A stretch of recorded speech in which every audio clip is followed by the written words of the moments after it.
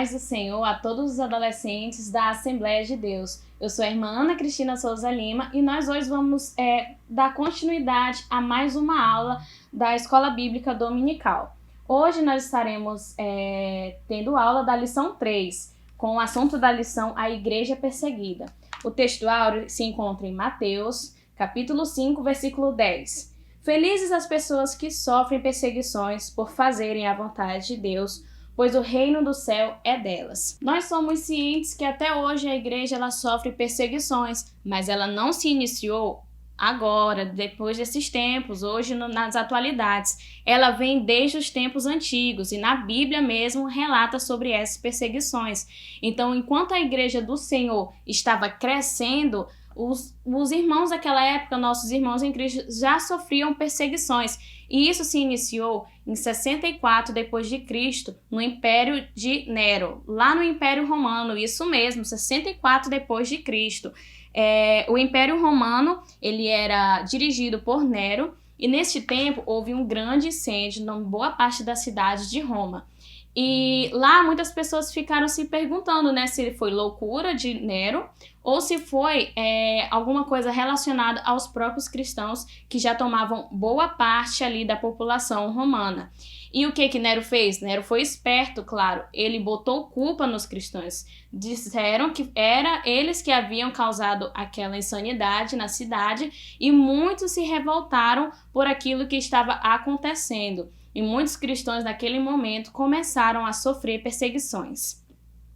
Uma curiosidade que nós podemos saber é que os primeiros cristãos martirizados naquela época foram nossos tão conhecidos, os nossos apóstolos Paulo e Pedro. Pedro, ele foi crucificado por proclamar a palavra de Deus, e Paulo também não foi diferente. Paulo, ele foi decapitado, e por isso também, por conta das perseguições que ele sofria. Ele também, como todos sabem, ele um dia foi um perseguidor. Ele perseguiu muitos cristãos. E o seu nome não era Paulo, ele se chamava Saulo. E Deus fez uma transformação grandemente em sua vida. E ele passou ali a proclamar o nome do Senhor Jesus Cristo. E por isso ele sofreu perseguição também. E infelizmente foi martirizado, ele foi decapitado. E uma passagem bíblica muito conhecida foram as suas últimas palavras que ele deixou para nós cristãos, que se encontra em 2 Timóteo, capítulo 4, versículos 6, 7 e 8, que diz assim: se você puder me acompanhar, me acompanhe. Versículo 6 diz: porque eu já estou sendo oferecido por aspersão de sacrifício, e o tempo da minha partida está próximo. Versículo 7: combati o bom combate, acabei a carreira, guardei a fé. Versículo 8: desde agora a coroa da justiça me está guardada, a qual o Senhor, justo juiz, me dará naquele dia, e não somente a mim, mas também a todos os que amarem a sua vinda. Então, Paulo, ele teve essa grande transformação em sua vida e foi fiel ao Senhor até o último dia da sua vida, deixando para nós essa mensagem: combati o bom combate, acabei a carreira e guardei a fé. Esses dois apóstolos, eles foram fiéis até o último dia da sua vida, tanto Paulo quanto Pedro. Eles fizeram essa demonstração de fé, deixaram essa mensagem para nós, para que nós hoje não pudéssemos desanimar e muito menos ainda deixar de proclamar o nome do Senhor Jesus. Quando a grande perseguição ela começou, grande parte do Novo Testamento ele já havia sido escrito, como por exemplo, Mateus, Marcos, Lucas, Atos, 1 e 2 Pedro, Tiago e as epístolas de Paulo. Elas já haviam sido escritas, então já havia essas mensagens, muitos já tinham ali um contato direto com essas palavras de Deus, então elas já tinham essas palavras de conforto. As demais do Novo Testamento, elas foram escritas depois dessas grandes perseguições. 4 motivos que levaram os cristãos a sofrerem essas grandes perseguições e eu vou estar aqui listando para vocês. O primeiro motivo é que a conversão do cristianismo, ela acabou com o mercado de ídolos. Como assim?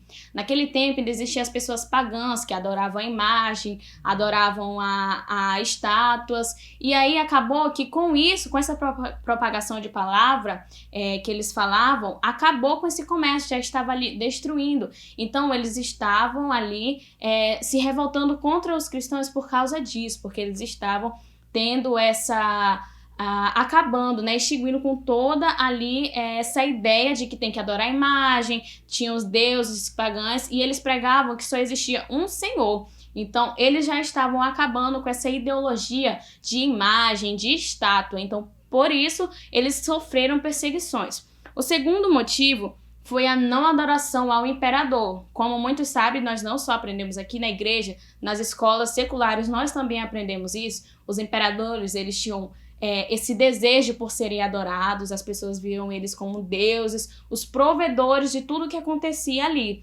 E as pessoas viam eles como reis, assim, que eram pessoas que deveriam ser adoradas. E os cristãos também, quando eles estavam pregando sobre isso, falavam que o único que deveria ser adorado era o Senhor Jesus Cristo, nosso Deus. Então, eles já estavam acabando com essa ideia também, e não se curvavam perante isso. Então, as pessoas já achavam que eles eram rebeldes, que eles estavam se revolucionando contra todas ao império, ao reinado. Então as pessoas já tinham aquele medo, aquele receio, e assim perseguiam também. O terceiro motivo é as reuniões secretas de cristãos.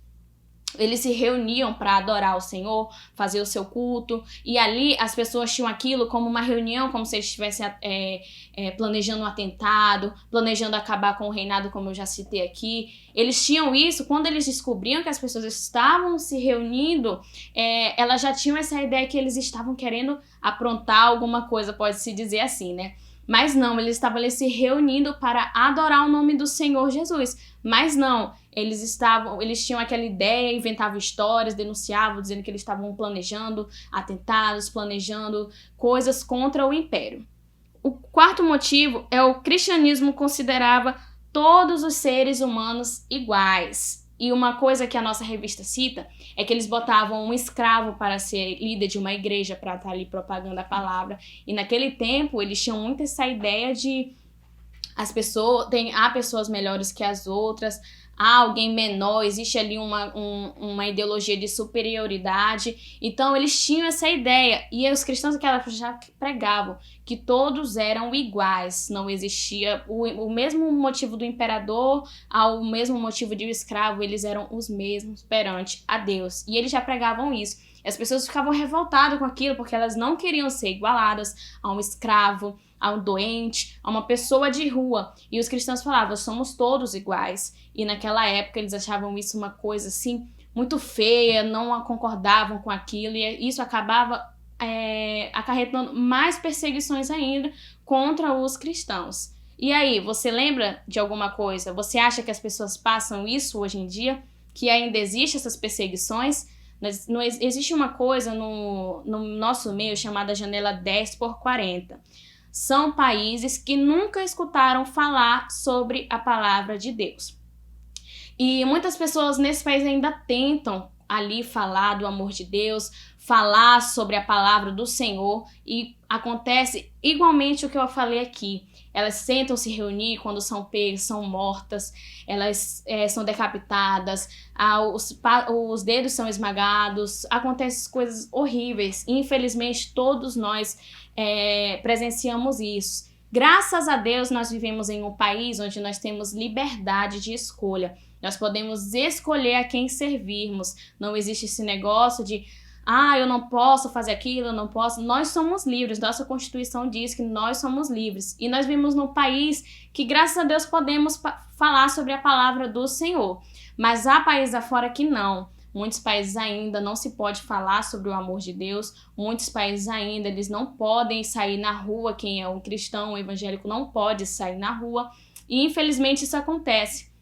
E também existe não só esses países que não podem propagar, existe também aquelas pessoas preconceituosas, pessoas que não aceitam aquelas que falam sobre o amor de Deus. Um exemplo que eu vou falar para você foi um acontecimento que aconteceu em 20 de abril de 1999, lá nos Estados Unidos, numa escola chamada Columbine. Houve um atentado porque um dos alunos ele sentiu raiva. Ele pegou a ideia de Hitler, como sabe, na época da Segunda Guerra Mundial, quando teve Hitler, que ele teve aquela ideia de que ele queria ele podia escolher as pessoas que poderiam ficar no mundo, e ele perseguiu judeus, perseguiu gays, perseguiu muitas pessoas, e ali foram mortas. Esse jovem, ele teve essa ideia também, mas ele partiu essa ideia porque ele sentiu raiva, ele não gostava de uma menina cristã. E aqui vai uma ideia, hein? Quem tiver interesse de assistir esse filme, Uma Vida com Propósito. É um filme muito bom e fala sobre essa história. Essa menina, ela foi a primeira a ser morta nesse ataque. Ela estava ajudando um amigo do lado de fora e aconteceu isso. Os amigos dela pegaram ela e falaram para ela negar Jesus, e ela não negou. E nisso dispararam um tiro na cabeça dela e ela foi morta. Ela e mais 12 pessoas. E outra também foi por conta de ser uma pessoa evangélica, e perguntaram se ela queria negar Jesus e ela não negou. Então nós temos que sermos fiéis até a nossa morte. Temos que ser fiéis ao nosso Senhor Jesus, porque um dia nós iremos subir aos céus com o Senhor, porque tudo isso foi prometido para nós. Os céus, ele é o nosso maior prêmio, será a nossa morada. Então, nós temos que servir ao nosso Senhor Jesus de todo o coração, com todo amor, e temos que também nunca negar a palavra do Senhor Jesus, independente da situação em que nós estivermos, porque um dia nós encontraremos com Ele no céu de glória, e que nós possamos sempre nos lembrar de falar sobre o amor de Deus, porque o mais importante é sempre propagar essa palavra do Senhor Jesus Cristo. Como a palavra do Senhor diz, nós somos entregues à morte todos os dias da nossa vida, mas por amor ao nosso Senhor nós somos fiéis. E que nós possamos assim continuar firme na palavra do Senhor. Lá em Mateus também fala que as portas do inferno nunca prevalecerão contra a igreja. E nós somos a igreja. Nós é que somos a igreja. E nós temos que seguirmos fiéis, seguirmos sendo firmes e constantes com a palavra do Senhor Jesus Cristo. E sempre falando desse amor. Porque se um dia muitas pessoas foram mortas em arenas, jogadas a bichos, a leões, foi porque essas pessoas perseveraram, elas lutaram para que nós pudéssemos ter essa liberdade de falar sobre o amor de Deus. Então nada mais justo do que a gente possa ali estar falando mais todos os dias da nossa vida sobre o amor de Jesus. Então eu te desafio neste dia a comentar aqui, a evangelizar um amigo seu na sua rede social, aqui no YouTube, onde você puder. Fale sobre o amor de Deus, não perca tempo, porque os dias do Senhor ele está se aproximando e nós só temos a ganhar com isso. Nós só temos a ganhar com a palavra do Senhor Jesus. Que o Senhor Jesus Cristo te abençoe em nome de Jesus. Amém.